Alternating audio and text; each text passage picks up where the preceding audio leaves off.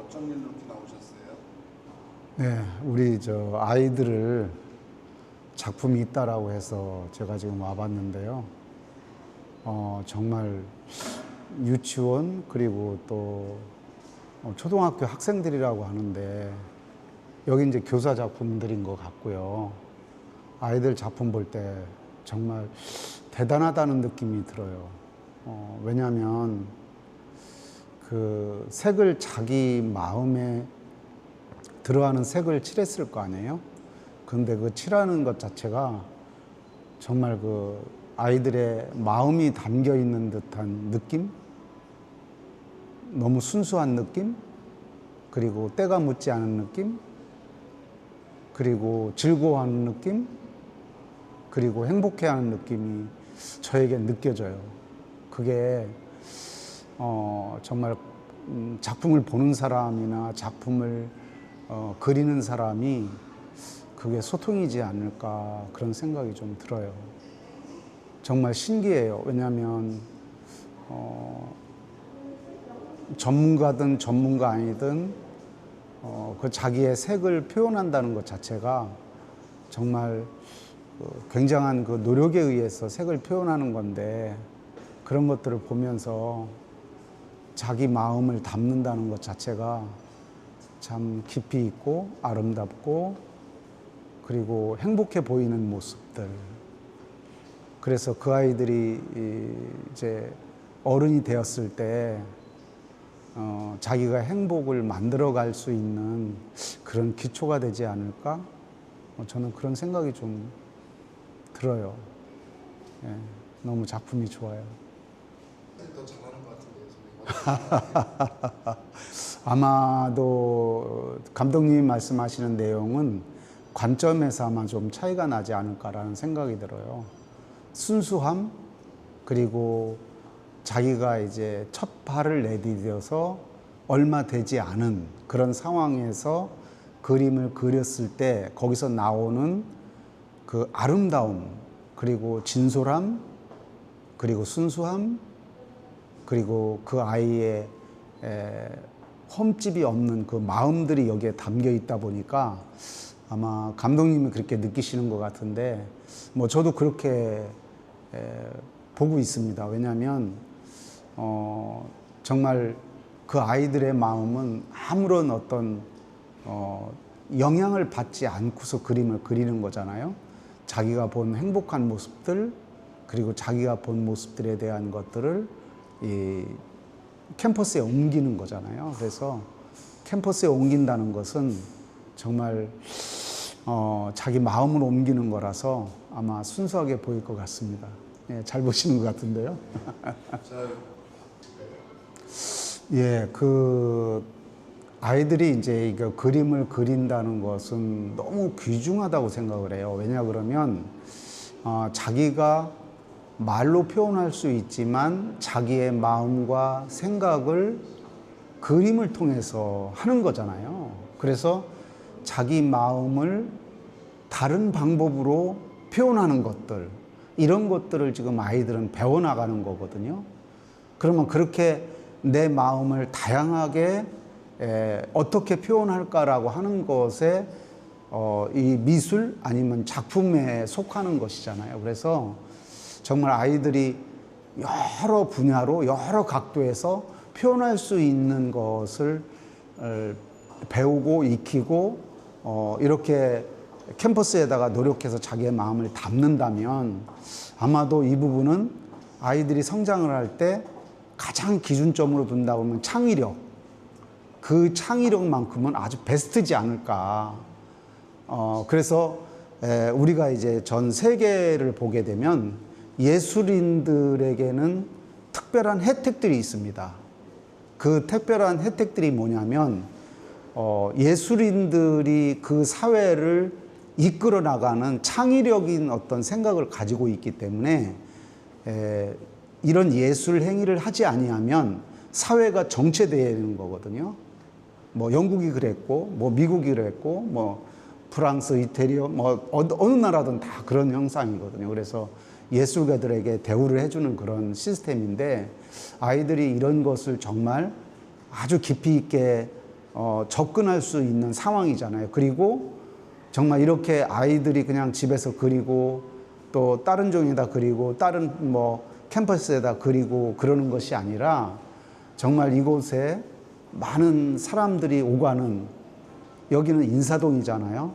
그 인사동에는 정말 우리나라 사람만 오는 게 아니잖아요. 전 세계 사람들이 오는 곳이잖아요.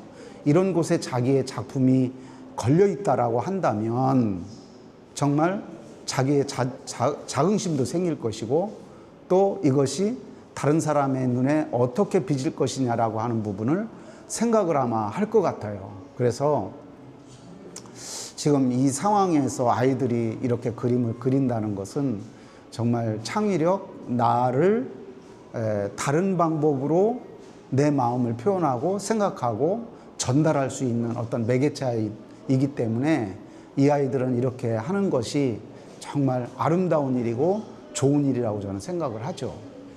그래서 앞으로도 이런 일을 좀 많이 할 수 있다면 정말 한 사회가 엄청난 발전을 할 거라고 생각을 합니다.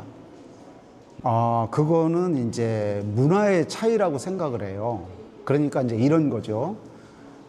캠퍼스에다가 내 마음을 표현하는 어떤 방법들이 있었는데 지금은 디지털이라고 하는 그 생활 속의 문화가 이렇게 자리를 잡고 있기 때문에 정말 그 핸드폰으로 어떤 내 마음을 표현한다든지 아니면 또 다른 어떤 예체를 통해서 내 마음을 표현할 수 있는 것이 굉장히 많아졌거든요.